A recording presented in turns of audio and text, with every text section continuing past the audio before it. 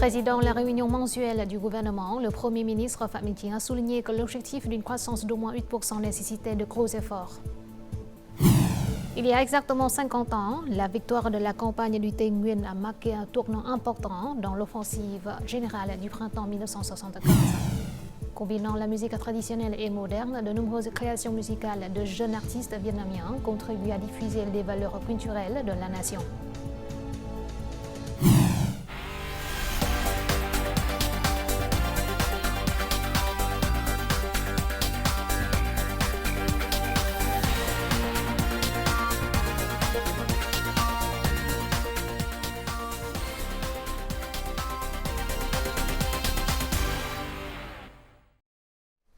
Mesdames, Messieurs, bonjour. Bienvenue au journal francophone. Voici tout de suite les actualités du jour.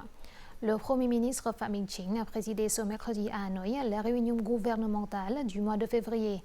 Il a appelé les membres du cabinet à évaluer rigoureusement la situation socio-économique des 2 premiers mois de 2025. Le chef du gouvernement a souligné que l'objectif d'une croissance du PIB d'au moins 8% en 2025 reste un grand défi, nécessitant des efforts continus et maximaux. Il a particulièrement souligné l'importance d'une gestion efficace de la politique monétaire, de la politique budgétaire, des taux d'intérêt et du décaissement des investissements publics. Phạm Minh Chính a demandé qu'à l'avenir, en plus de l'accent mis sur la stabilité macroéconomique et la promotion de la croissance, les ministères, les secteurs et les localités poursuivent la rationalisation de la structure organisationnelle. Dans la même journée, le Premier ministre Phạm Minh Chính a reçu à Hanoï le général de division Saichai Komasit, vice-ministre de la Défense, chef d'état-major général de l'armée populaire Lao, en visite officielle au Vietnam. Phạm Minh Chính a souligné une coopération en matière de défense était toujours l'un des piliers importants des relations Vietnam-Laos, contribuant activement au renforcement de la confiance politique et de la solidarité entre les deux armées. Dans les temps à venir, le dirigeant vietnamien a suggéré que les deux parties continuent à coopérer étroitement et à mettre en œuvre efficacement la coopération bilatérale, notamment en matière de gestion et de protection des frontières, le soutien du Laos dans la constitution d'une force de maintien de la paix des Nations Unies et la co-organisation de la rencontre annuelle des 3 ministres de la Défense en 2025. La ville de Da Nang, au centre, possède des atouts pour devenir un centre financier de niveau régional et international, notamment en termes de position géographique, d'infrastructures urbaines et de ressources humaines. Lors du Forum d'investissement de Da Nang 2025 qui s'est récemment tenu à Dubaï et à Singapour, les représentants de banques et d'investisseurs internationaux ont partagé et proposé leur expérience aux autorités de la ville. Le Centre financier international de Dubaï couvre une superficie de 100 hectares, mais il attire près de 7000 entreprises et institutions financières mondiales. De là, les investisseurs peuvent se connecter aux salles de marché sur 3 continents et au centre financier de New York, Londres, Singapour et Hong Kong. Les Émirats arabes unis sont actuellement le plus grand partenaire commercial du Vietnam au Moyen-Orient. Cela montre que les deux pays entretiennent des liens étroits. Cela suscite l'enthousiasme des investisseurs qui recherchent davantage d'opportunités grâce à cette relation. Selon les investisseurs, le développement simultané d'un port maritime, d'une zone de libre-échange et d'un centre financier international confère à Da Nang des traits uniques. Cette ville doit perfectionner son cadre juridique selon les pratiques internationales pour devenir une destination pour les investisseurs. Pour développer un centre financier international, Da Nang doit appliquer une loi financière indépendante pour attirer les investisseurs étrangers et les experts talentueux. Cette localité a besoin d'une structure d'incitation fiscale appropriée et d'une libre circulation des capitaux. Nous devons trouver des orientations pour développer les services financiers pour le Centre financier international de Da Nang, tels que les services liés à la finance verte et à la banque numérique. Nous sommes également très intéressés par les services fintech et les actifs numériques. Ce sont les domaines dans lesquels Da Nang créera une percée dans le développement de la ville. Da Nang s'efforce de devenir un centre financier émergent et est prêt à coopérer avec les investisseurs mondiaux pour promouvoir le développement du secteur financier dans la région de l'ASEAN. Au cours des 2 premiers mois de l'année, la valeur d'exportation des produits agricoles, sylvicoles et aquatiques atteint 9,38 milliards de dollars, soit une hausse de 8,3% par rapport à la même période de 2024. En conséquence, les exportations de produits aquatiques ont augmenté de 18,6% et celles de produits forestiers ont augmenté de 11,9%. Cette année, le Vietnam vise le cap des 70 milliards de dollars de valeur des exportations dans les secteurs de l'agriculture, de la forêt et de la pêche. L'Asie continue d'être le plus grand marché de ces produits, suivi de l'Amérique et de l'Europe. Selon le nouveau décret sur la gestion et l'exploitation des infrastructures ferroviaires, tous les actifs d'infrastructure seront attribués à des entreprises pour la gestion, sans être comptabilisés comme capital de l'État. Cela aidera le secteur ferroviaire à être plus proactif dans l'exploitation et l'utilisation des infrastructures ou à participer à des projets d'investissement sous forme de partenariat public-privé. Il s'agit d'une étape importante pour créer les conditions permettant au secteur ferroviaire de renouveler le système de gare et d'améliorer la qualité du service aux voyageurs. La gare de Giáp Bát à Hanoï est l'une des plus grandes gares de fret sur les lignes de transport ferroviaire. Mais la quantité de marchandises transportées ici n'a pas répondu aux attentes. La demande de transport augmente, mais le nombre de clients venant à la gare reste limité. Avec 15 ans d'expérience dans le secteur ferroviaire, M. Thanh est l'une des personnes qui en comprennent le mieux la cause. L'entrepôt est vieux, il fuit et il est souvent inondé après les pluies. Ces problèmes provoquent des embouteillages de marchandises à la gare de Giáp Bát. Nous souhaiterions proposer à la Société des chemins de fer d'investir conformément à la réglementation. Mais jusqu'à présent, cela n'a pas été fait. Cette gare ne suffit pas à répondre aux besoins des clients. Les infrastructures et les entrepôts ne répondent pas aux normes, mais pour les moderniser, la Société des chemins de fer doit les inclure dans son plan et utiliser des ressources économiques annuelles. Cette ressource de capital ne couvre que 30 à 40% du total nécessaire. Il faut donc se concentrer sur la structure pour assurer la sécurité des trains. Toutefois, le décret récemment publié sur la gestion, l'utilisation et l'exploitation des actifs d'infrastructures ferroviaires contient des réglementations spécifiques. Les problèmes de mécanisme ont été supprimés. Conformément aux nouvelles dispositions du décret, l'unité qui gère et exploite les actifs de l'infrastructure ferroviaire nationale a le droit d'investir avec des sources de capital appropriées pour la réparation et la rénovation. Nous allons agrandir d'autres entrepôts dans les zones à forte demande et ouvrir d'installations pour servir les clients. L'amélioration des infrastructures des gares et le renforcement de la capacité du système d'entrepôt contribuent à éliminer de nombreux goulots d'étranglement de transport ferroviaire. Cela permet non seulement d'attirer les clients nationaux, mais contribue aussi à l'objectif d'augmenter la production de marchandises importées et exportées par chemin de fer à 5 millions de tonnes d'ici 2030. Notre journal continue avec les taux de change et l'indice de la bourse du Vietnam.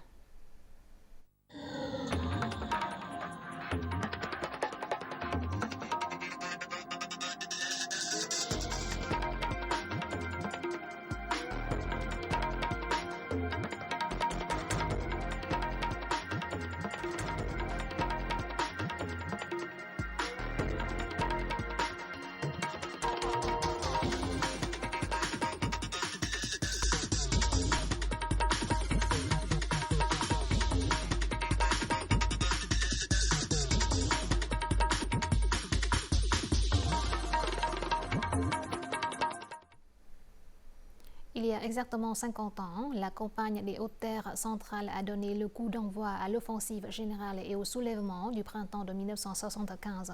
Ce fut la campagne clé pour libérer Buôn Ma Thuột et changer radicalement la situation sur le champ de bataille. En seulement 55 jours de la campagne de Tây Nguyên à celle de Ho Chi Minh, nous avons obtenu la victoire complète, mettant fin à la guerre anti-américaine pour la réunification nationale. Il y a 50 ans, dans cette forêt, le général Van Tiên Dũng et l'état-major du front du Tây Nguyên ont approuvé le plan d'attaque de Buôn Ma Thuột. Le travail de préparation pour cette bataille stratégique était très urgent et secret. À environ 25 km de Buôn Ma Thuột, il y avait beaucoup de grands arbres. Le 575e régiment du génie a coupé les 3/4 de chaque arbre. Les trous étaient creusés dans la partie restante pour y mettre des explosifs. Nous avons achevé tout ce travail en un jour et une nuit.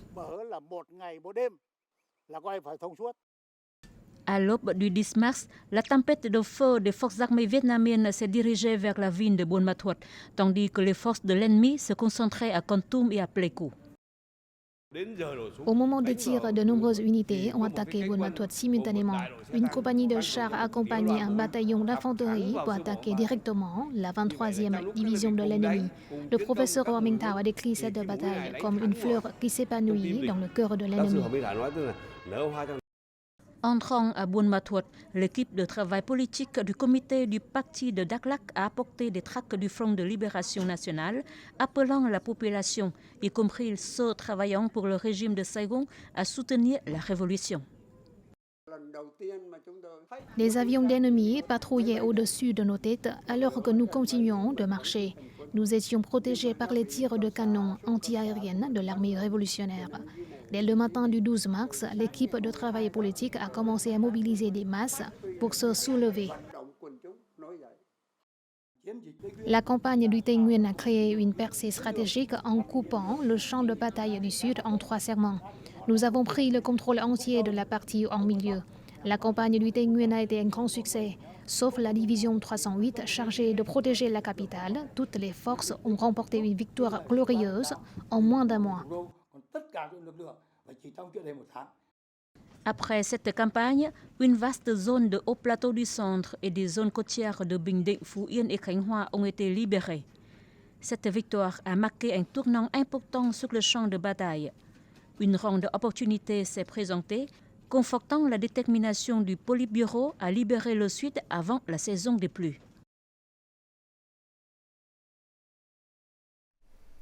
Selon la directive numéro 5, le Premier ministre a chargé les ministères de stimuler la promotion du tourisme, d'améliorer la qualité des produits touristiques et d'attirer davantage de touristes.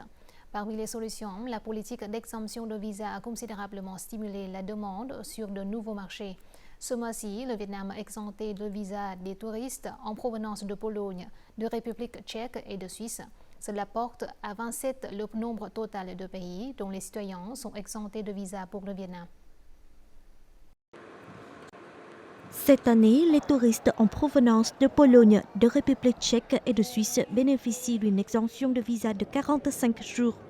L'année dernière, le Vietnam a accueilli 50 000 touristes polonais et 25 000 touristes tchèques. C'est pourquoi, en ce mois de mars, les agences de voyage lancent de nombreuses rames de produits et programmes promotionnels pour les touristes. Nous avons prévu de participer au salon ITB en Allemagne en mars et de présenter nos produits pour attirer les touristes au Vietnam. La politique d'extension du séjour temporaire à 45 jours pour les visiteurs internationaux, appliquée depuis la mi-août 2023, a stimulé la croissance des visiteurs européens.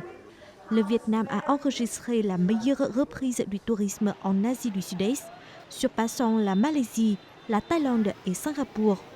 Selon les statistiques de Google, les recherches internationales sur le Vietnam ont augmenté de 30 à 45%. Nous avons constaté une augmentation de 200% du nombre de touristes indiens et les vols charters vers le Vietnam devraient également être utilisés. La politique d'assouplissement des visas a stimulé le tourisme. En 2024, le Vietnam a accueilli 17,6 millions de visiteurs. Cette année, on s'attend à ce que 22 à 23 millions de touristes visitent le pays, avec des revenus atteignant des millions de dollars américains. Nous devons continuer à rechercher de nouveaux marchés potentiels et, sur cette base, conseiller au gouvernement de mettre en œuvre de nouvelles politiques de visa pour attirer les touristes au Vietnam. Les signaux positifs des 2 premiers mois offrent des opportunités au secteur du tourisme. Cela contribuera à atteindre l'objectif de croissance économique de 8% du pays cette année. La ville de Da Nang, au centre, est devenue une destination de choix pour les touristes américains.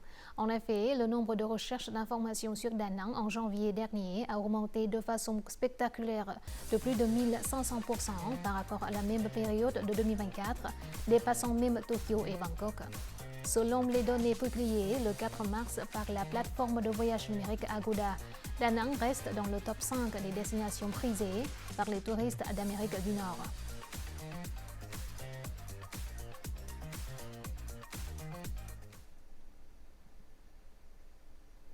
Récemment, la quintessence culturelle de la région de Kinh Bắc au Vietnam a été présentée dans un clip vidéo de manière créative et attrayante. 3 jours seulement après sa sortie, ce produit musical a atteint plus de 10 millions de vues et est devenu viral sur les réseaux sociaux dans et hors du pays. En combinant la musique traditionnelle et moderne, les créations musicales de nombreux jeunes artistes contribuent à promouvoir les valeurs culturelles du Vietnam à l'international.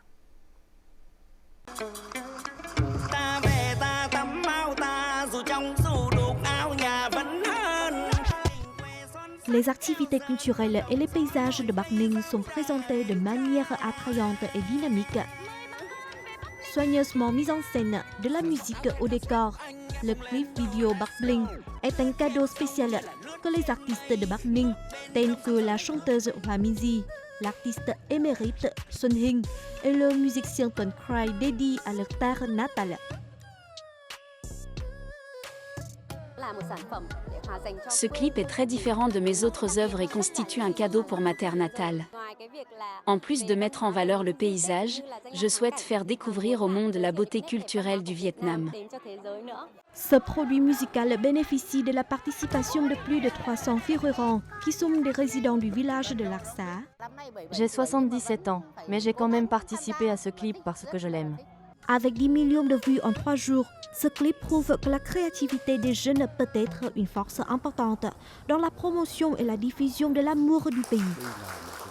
Il s'agit d'une approche innovante de promotion de la culture, combinant de nombreuses valeurs culturelles à travers des mélodies fraîches et modernes. Elle fournit également de nouvelles directions pour le développement de l'industrie culturelle.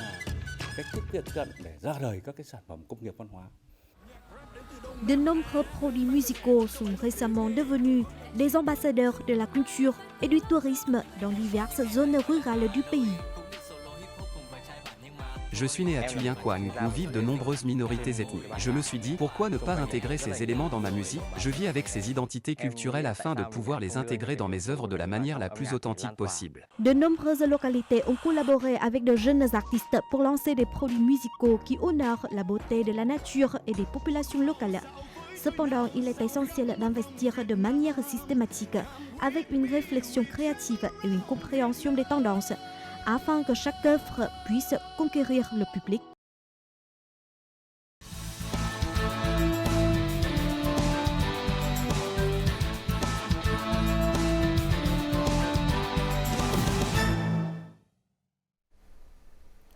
Si vous souhaitez admirer la pagode ZAM sans vous rendre à Bắc Ninh, la technologie de simulation 3D et l'intelligence artificielle vous offriront une expérience réaliste.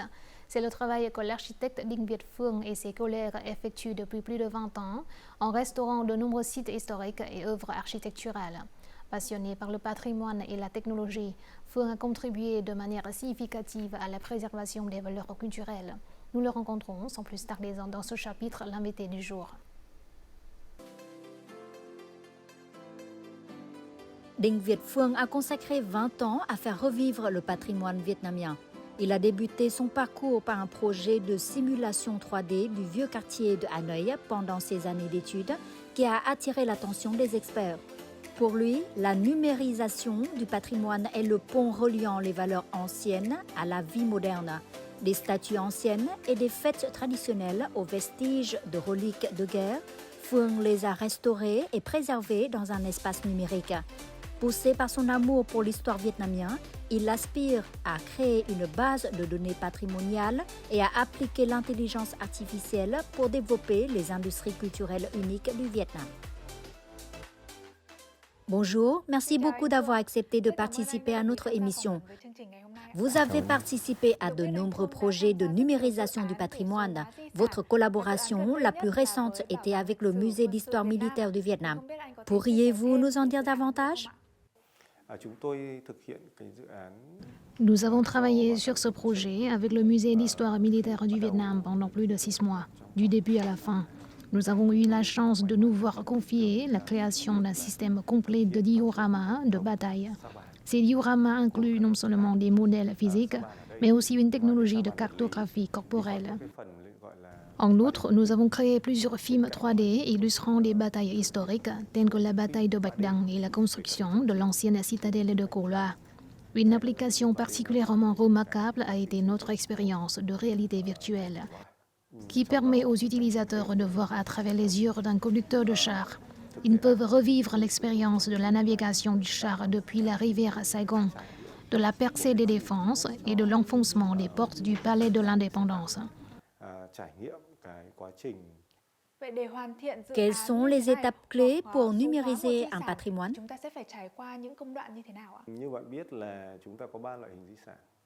Il existe 3 principaux types de patrimoine: le patrimoine matériel, le patrimoine immatériel et le patrimoine de données. Chacun d'entre eux nécessite une approche de numérisation différente. Pour le patrimoine matériel, la technologie de numérisation 3D est essentielle.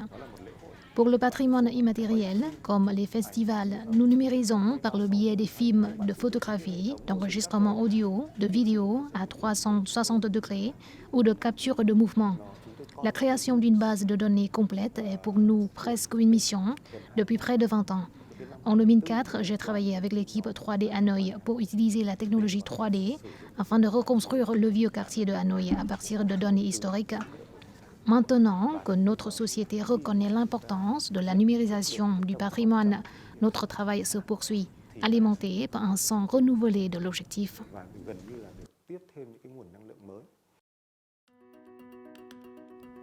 Avec la volonté de faire revivre les valeurs patrimoniales, Phương et son équipe ont fondé 3D Art pour développer une base de données patrimoniales accessible aux chercheurs et aux jeunes passionnés par la culture vietnamienne. L'application de technologies telles que la réalité augmentée, la réalité virtuelle et l'intelligence artificielle permet à Phương et à ses collègues de redonner vie à des patrimoines et des artefacts qui semblaient perdus depuis longtemps. Phương et son équipe m'ont apporté un soutien incroyable en termes de matériel de recherche. Son travail a considérablement réduit le temps et les efforts nécessaires pour explorer et recréer des costumes historiques. Notre équipe se concentre sur la conception des costumes et les effets visuels, tandis que Phương s'occupe de la modélisation 3D, des données et des manuscrits.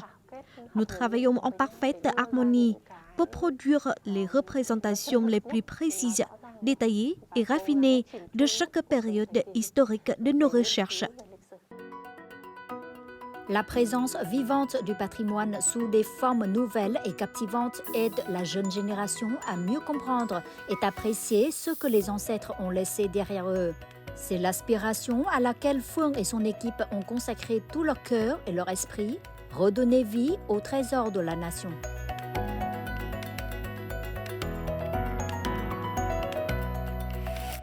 Qu'est-ce qui vous a incité à poursuivre votre passion au cours des 20 dernières années? Au cours des 2 dernières décennies, nous avons dû faire face à de nombreux défis. Mais notre plus grande motivation vient de la riche histoire du Vietnam. Plus nous nous plongeons dans ces histoires, plus nous voulons les partager, en particulier avec les jeunes générations, afin qu'elles développent le même amour pour le Vietnam et son histoire. Qu'est-ce qui nous distingue du reste du monde? Qu'est-ce qui nous rend fiers d'être vietnamiens? Quelle histoire pouvons-nous partager avec le monde? Ces questions nous motivent et alimentent notre passion. Pourriez-vous partager certains des projets à venir sur lesquels vous travaillez? Nous développons actuellement un projet qui intègre les données patrimoniales aux expériences touristiques. L'objectif est de permettre aux voyageurs d'explorer les histoires patrimoniales tout en visitant des sites historiques. C'est l'une de nos prochaines initiatives. Merci beaucoup d'avoir accordé votre temps à cet entretien. Nous vous souhaitons beaucoup de succès dans vos projets. Découvrons tout de suite les prévisions météo dans les principales villes du Vietnam.